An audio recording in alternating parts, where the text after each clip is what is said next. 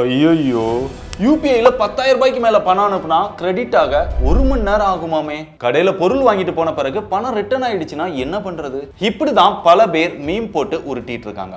But உண்மை என்ன பாப்போமா?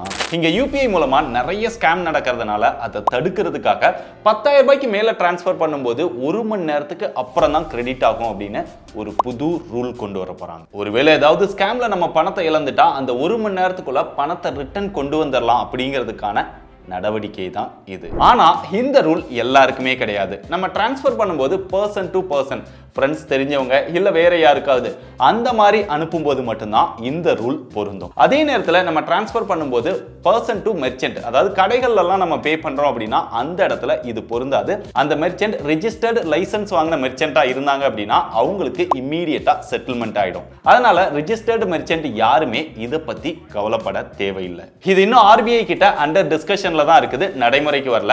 இதை பத்தி உங்களுக்கு ஏதாவது ஆதரவு கருத்து இருக்கு இல்ல எதிர்கருத்து இருக்கு அப்படின்னா மறக்காம உங்களுடைய கருத்துக்களையும் சொல்லுங்க. அதுக்கான லிங்க் பின் கமெண்ட்ல கொடுத்திருக்கேன். சோ இனிமே 10,000 ரூபாய்க்கு மேல பணம் அனுப்புனா கடைகளுக்கு எல்லாம் வந்து சேராது அப்படின்னு வதந்தி பரப்புறவங்களுக்கு இந்த வீடியோவை ஷேர் பண்ணி தெரியப்படுத்துங்க. இதை பார்த்து யாருமே பயப்பட தேவையில்லை. நமக்கு நல்லது தான். வர்த்தா.